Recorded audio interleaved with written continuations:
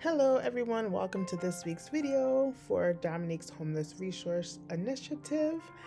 This week's video will be talking about the Getting Back to Home resource guide that I created in the spring of 2024. Within this presentation, you'll see some screenshots of the resource guide itself. You will by no means see the whole entire guide, but it's just some key points that I kind of want to touch base on and go over with all of you, and I hope that you find this information useful.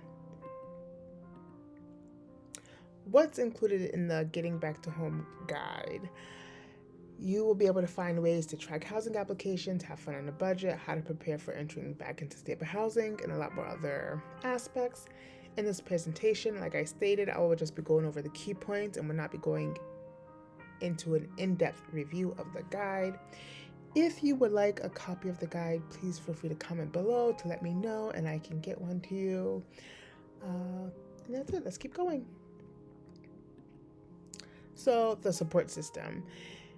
A network of people who provide you assistance and can vary in a variety of ways. So to the right of the screen, you will see a template of my support system. In this is just, a column for their name, phone number, email, support type. You can just say family member. In the example, it says John Doe is my caseworker and the address is there and they work those days and times. In the example, it says Monday through Friday from 8 to 4. If it's a caseworker, you kind of want to have that information important.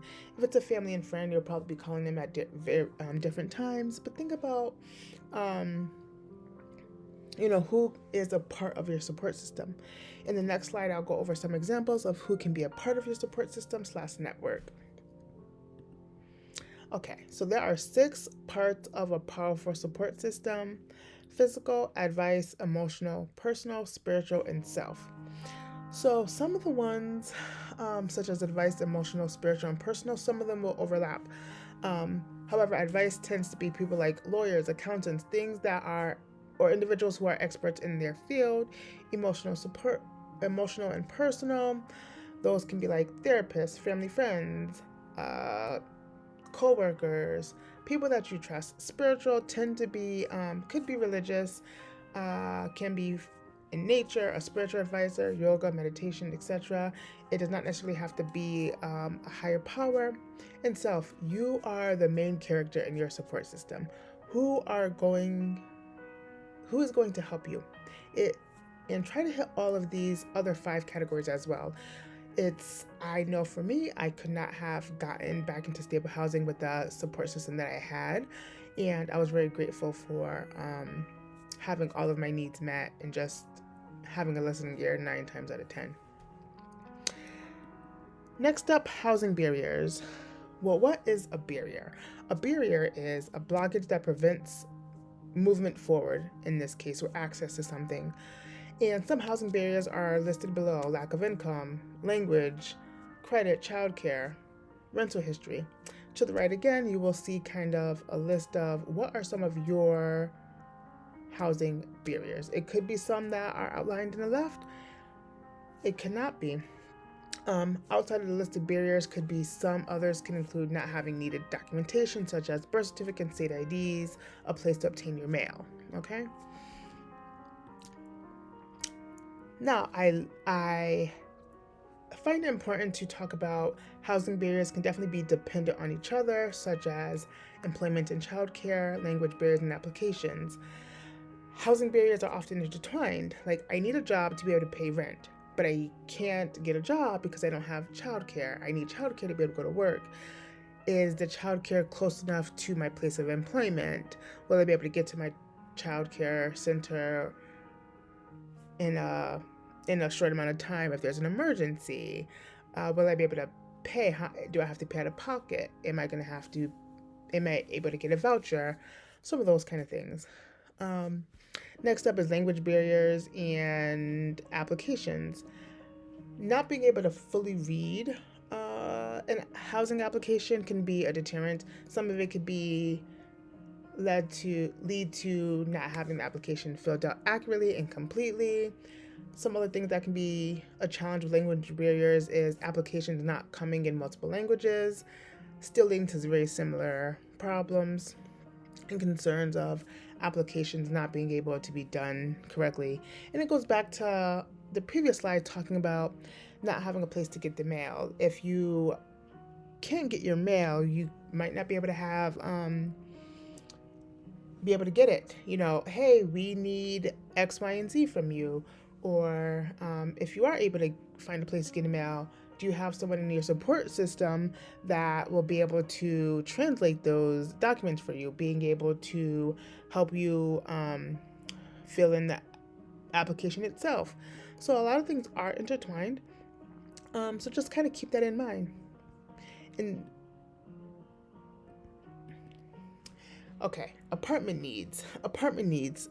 It is very easy to think about large ticket items when we are going back into stable housing, such as beds, couches, tables.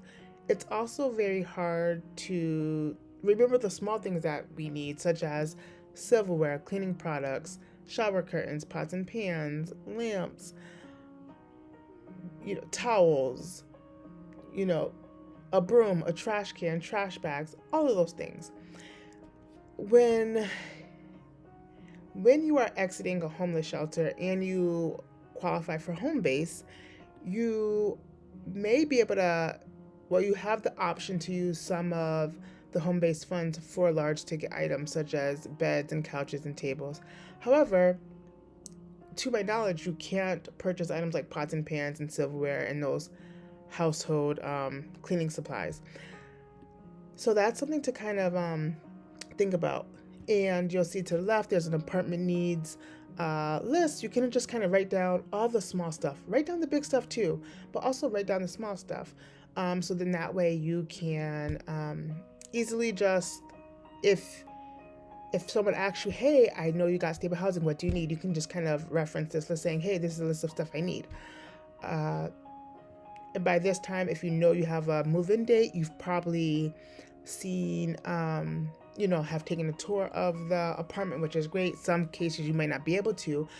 If you have had the privilege and opportunity to look at the apartment before you got the keys when you took a tour, keep in mind, if you have a young child who might be walking around soon, do you need baby safety equipment such as the inserts for the electrical sockets?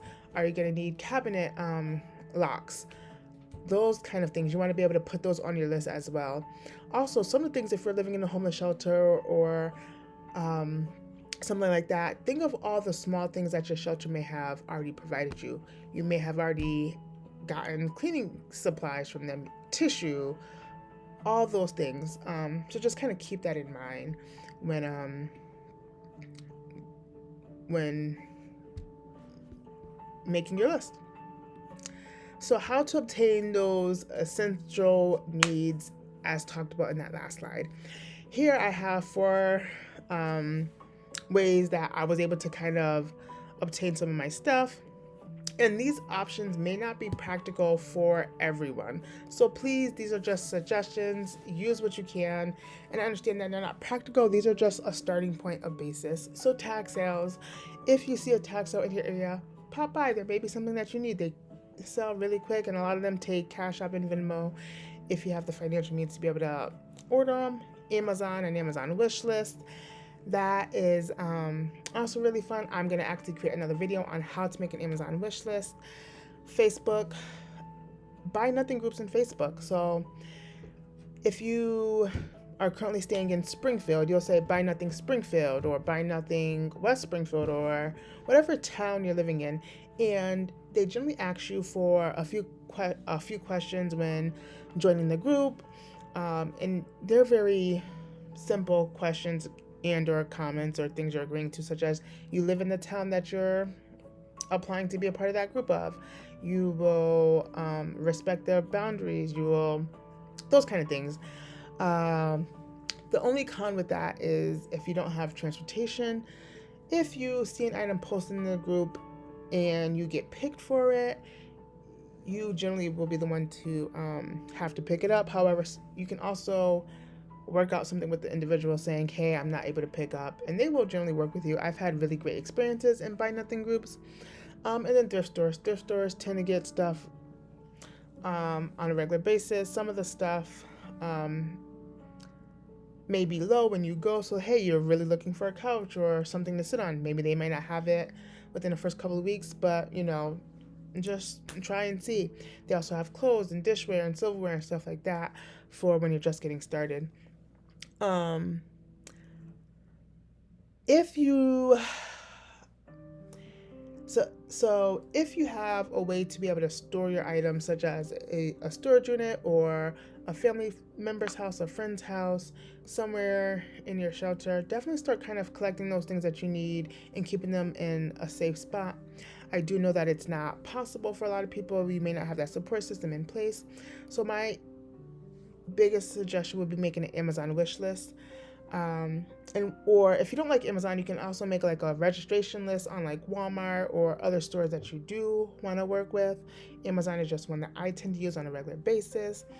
The good thing with the Amazon wish list is that once you get really close to knowing what your new address is going to be, you could add that address into that wish list, like for it to be delivered.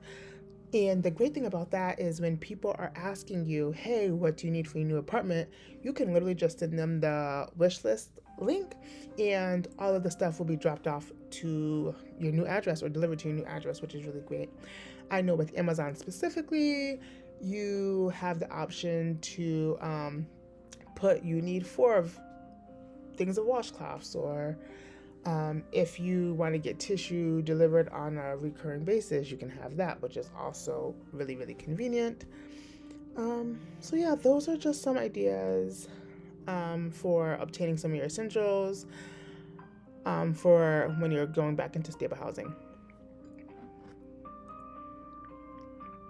So this slide, what is my ideal home and other needs? So for me, I knew that I wanted to stay in West Springfield. It was going to be 3 bedrooms on the first floor. Those were my must-haves, okay? And being on a bus route and in walking distance to like a grocery store or a convenience store. Some things that I was able to compromise on was a washer and dryer, on or off-site, on or off-street parking, floor level, etc. So think about some things that are compromises for you. Do you need to be on the first floor? Some people may for mobility issues. I also knew that I wanted a first floor because I had a baby who was going to be 8 years old and just getting stuff in and out. It would have been easier being on the first floor, but I also knew that I would take a second or third floor apartment. Some other things to consider: does your apartment need to be wheelchair accessible, having the wider door frame so that your doorbell can fit, ramps to get in and out your housing, visual doorbell if you are hearing impaired, the location. Do you have a job that you want to live close to so that transportation is not a concern?